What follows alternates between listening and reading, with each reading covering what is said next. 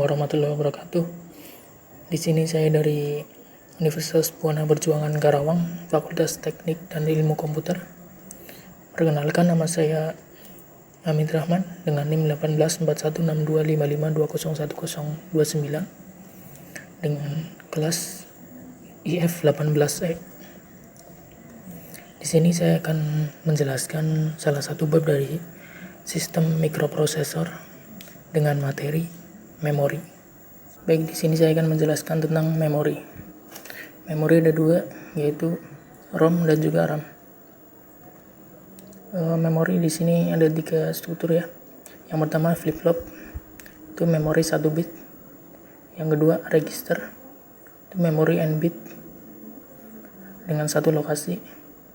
Yang ketiga memori dengan penyimpanan data n bit dan m lokasi. Sehingga untuk totalnya memori M kali N. Tadi ya dibedakan menjadi 2 untuk memorinya, yaitu ROM dan juga RAM. ROM-nya di sini contohnya ROM, EEPROM dan juga EEPROM. Terus untuk RAM-nya yaitu statik dan dinamik. Yang pertama yaitu ROM, read only memory, merupakan sebuah chip yang menyediakan fungsi yang penyimpanan data yang bersifat hanya dapat dibaca, tidak dapat ditulisi, dan saat penyimpanan dan sifat penyimpanannya permanen. Jika satu dayanya ditiadakan, isi ROM tetap ada. Tipe memori ini sering disebut sebagai memori yang tidak pernah berubah. Next, yaitu PROM atau programmable ROM, merupakan ROM yang isinya diprogram oleh pabriknya. Ini contoh gambarnya ya. Jenisnya ada ROM metrik diode ataupun transistor, PTC atau FET. Ini strukturnya sel PROM. Di sini ada transistornya. Di sini untuk menyimpan 1. Di sini untuk menyimpan 0. PROM, misalnya di sini pabrik akan buat ROM dengan ukuran 4x4 bit, sehingga datanya sebagai berikut. Ini lokasinya, ini data dalam biner, data hexadesimal. Misal lokasinya 0, ini kan 1100. Dalam hexadesimal itu C. Jadi di sini kan 1248. Jadi di sini 4 tambah 8 sama dengan 12. 12 dalam hexadesimal itu C. Yang lokasi yang pertama ini kan 8 sama 2. Berarti totalnya 10 dalam hexadesimal A. Terus lokasi atau alamat yang kedua ini 4, yang lainnya 0 sehingga 4. Terus yang terakhir ini 1 sama 4 sehingga totalnya dalam hexadesimal 5. Ini strukturnya ya, organisasi dari ROM sendiri. Simbol ROM 4 dengan 4 bit. Pin alamatnya ada 01 A0 A1 untuk memilih alamat. Nah, ini kontrolnya untuk menyediakan saluran output. Di sini untuk pin control OE, output enable jenis active low. Terus yang CE sebagai chip enable jenis active low. Ini untuk simbol ROM bisa dilihat di gambar. Untuk kapasitas naik 2 kali, pin alamat akan bertambah 1. Yang selanjutnya yaitu EEPROM ataupun erasable ROM, merupakan ROM yang dapat dihapus dan programnya dapat diisi oleh pengguna. UV EEPROM adalah ROM yang isinya dapat dihapus dengan ultraviolet. Untuk memogramnya digunakan EEPROM programmer. Ini contoh beberapa gambar dari IC EEPROM. Ini pinout EEPROM bisa dilihat di gambar. Ini juga ada kapasitasnya ya. Misal seri 2716 artinya 16 kali 8 bit sama dengan 2 GB. Kapasitasnya perhitungan tadi ya 2 GB. Jumlah pin alamatnya ada 11 dan nomor seri seterusnya. Berikut contoh EEPROM dari EEPROM Programmer. Bisa disaksikan gambarnya ya. Penjelasan mengenai EEPROM. Bagaimana cara menghapus program di dalam EEPROM? Yang pertama, lepaskan EEPROM dari sistem. Kedua, buka penutup jendela transparannya. Yang ketiga, sinari jendela transparan dengan sinar ultraviolet kurang lebih 15 menit untuk menghapusnya ya. Terus cara memprogramnya tadi ya, hapus isinya dengan sinar ultraviolet tadi. Terus pasang EEPROM pada EEPROM Programmer. Yang terakhir, isilah EEPROM dengan data menggunakan EEPROM Programmer. Penghapusan UV EEPROM dilakukan dengan menggunakan sinar ultraviolet. Ini ya, sinar ultraviolet beberapa menit maka akan menghapus datanya atau programnya. Itu jendela transparannya. Ini pin atau terminal IC-nya. EEPROM. Yang selanjutnya adalah EEPROM atau Electrically EEPROM, merupakan flash ROM yang isinya dapat dihapus dan diprogram secara elektris. Contohnya CMOS setup pada PC. Jika ingin mengubah konfigurasi PC, maka pada saat booting tekan tombol Del sehingga muncul informasi konfigurasi yang akan diubah. Pengubahan ini pada dasarnya adalah memprogram CMOS atau EEPROM secara elektris. Bagaimana cara memprogramnya? Yang pertama, EEPROM tetap terpasang pada sistem, jadi nggak usah dilepas ya. Yang kedua, lakukan penghapusan dan juga pengisian datanya. Adapun kelebihannya ya, dibandingkan dengan EEPROM, isinya dapat diprogram bagian per bagian, sedangkan EEPROM harus menghapus seluruhnya.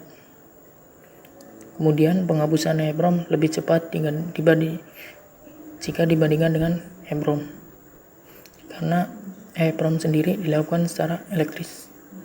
Yang ketiga, pemrograman EEPROM dapat dilakukan tanpa melepaskannya dari sistem. Tadi ya, pas cara memprogram tanpa dia harus dilepaskan dari sistem, tidak seperti EEPROM. Cara MP membaca ROM. Misal di dalam ROM 8 byte berisi data sebagai berikut. Alamatnya 1, 2, 3 dan seterusnya. Nah, isi dalam hexadesimalnya ada untuk alamat 0, 02, alamat 1, A1, 2, B2 dan seterusnya ada dalam tabel ini ya. Nah, sistem interkoneksi bus pada mikrokomputer. Ada MP, ada ROM, ada RAM, dan juga input-output interface. Ini ada 3 ya, bus alamat, bus data, dan juga bus kontrol. Di sini bus merupakan kumpulan konduktor yang membawa sinyal-sinyal alamat, data, dan juga kontrol. Cara membaca membaca ROM. Mikroprosesor membaca 5 dari ROM 8 byte. Misal ini ROM 8 byte. Mikroprosesor mengirim sinyal alamat 5, yakni A2, A1, dan A0. 101 lewat bus alamat ke pin alamat ROM tahap 1. Ke tahap 1 ya. 101 ke A0, A1, A2. Kemudian mikroprosesor mengirim sinyal kontrol CE0 dan OE0 untuk mengaktifkan ROM. Ini ya, mengirimkan sinyal 0 dan 0 ke OE dan CE. Kemudian data akan ditempatkan pada bus data sehingga pada bus data terdapat 45 pada tahap 3 ini ya. Terus untuk yang kedua yaitu RAM, Random Access Memory, merupakan chip yang menyediakan fungsi penyimpanan data yang bersifat dapat dibaca dan ditulisi. Untuk sifat penyimpanannya sementara. Jika satu dayanya dihilangkan, maka isinya juga hilang. Ada beberapa ya. Yang pertama, static RAM, merupakan RAM yang sel-selnya menggunakan flip-flop, sehingga yang pertama datanya relatif stabil, sehingga tidak diperlukan adanya rangkaian refresh. Yang kedua, lebih cepat. Yang ketiga, kepadatan komponen rendah. Yang keempat, lebih mahal. Sel static RAM seperti ini ya. Ini inputnya, ini outputnya. Ini ada tabelnya, bisa dilihat ya. Terus ini organisasinya, ada A1, A0, bisa dilihat ya. Selanjutnya simbol RAM 4x4 bit. Ini RAM 4x4 bit ya. RWS, red white cell. Ini ada buat input untuk pin control. Nah, ini organisasi dari static RAM yang bentuk 2 ya.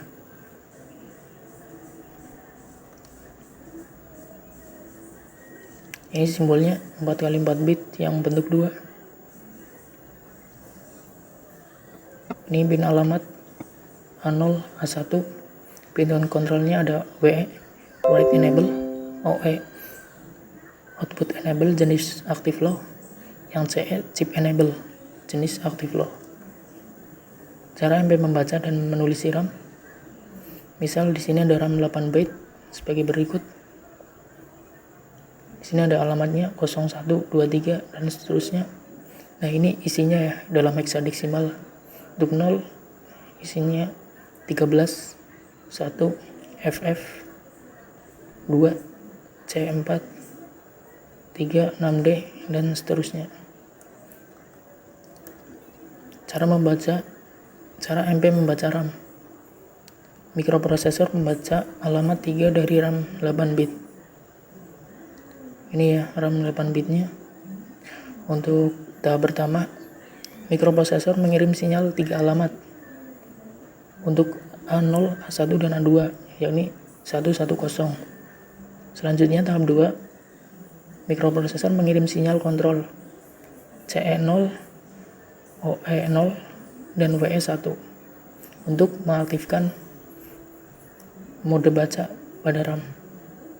Terus tahap ketiga, data akan ditempatkan pada bus data sehingga bus data terdapat 6D.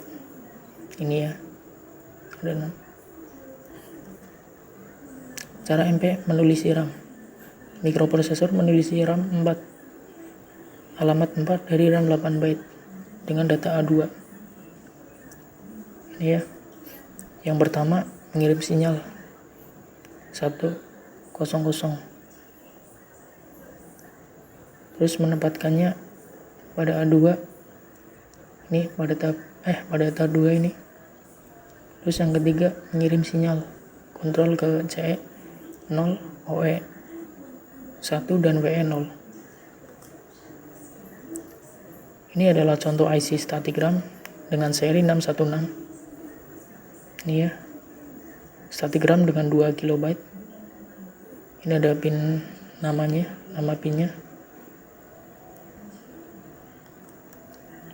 Terus contoh selanjutnya yaitu dynamic RAM, merupakan RAM yang sel-selnya menggunakan kapasitor sehingga datanya stabil. Yang pertama datanya tidak stabil, yang kedua lebih lambat, yang ketiga komponen tinggi atau kapasitas besar. Yang keempat, lebih murah dari static RAM. Nah, ini sel dynamic RAM, bisa dilihat ya di gambar. Ini untuk groundnya. Ini strukturnya sel array contoh 4x4. Ini organisasi dari dynamic RAM seperti ini. Operasi rate pada dynamic RAM. Yang pertama, alamat baris A1, A0 ditempatkan pada pin alamat lewat bus alamat. Selanjutnya, pin RAS diaktifkan agar sinyal-sinyal alamat baris menempati input decoder alamat baris. Decoder alamat baris memilih baris data yang diinginkan, yang akan dikirim ke buffer out. Pin CS dan RF diaktifkan pada mode rate. Alamat kolom A3 dan A2 ditempatkan pada pin alamat lewat bus alamat. Pin CIS diaktifkan untuk menempatkan sinyal alamat pada input decoder kolom. Pin ini selalu memberikan output enable setiap sinyal CIS diberikan. Selanjutnya, data akan ditempatkan pada dot. RAS dan CIS dinonaktifkan untuk melaksanakan operasi berikutnya. Ini untuk operasi rate dari dynamic RAM.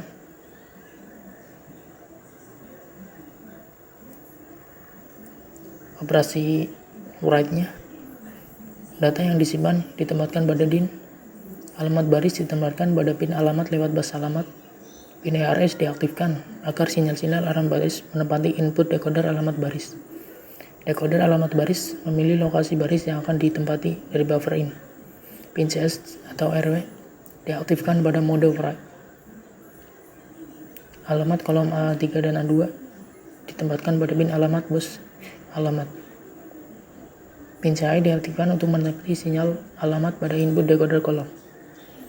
Data akan ditempatkan pada alamat pada array sesuai yang diinginkan. Ini ya untuk write-nya. Dynamic RAM 4K kali 1 byte. Ini contohnya, gambarnya. Ini strukturnya. Nah, ini yang dynamic RAM 64 kali 8 byte. Ini ya gambarnya. Nah, koneksi dynamic RAM data n bit. Ini ada address bus, bus alamat. Ini ada bus datanya. Bisa dilihat diagramnya. Mungkin itu saja presentasi tentang memori dari saya. Kurang lebihnya mohon maaf. Wabillahi taufiq wal hidayah. Wassalamualaikum warahmatullahi wabarakatuh.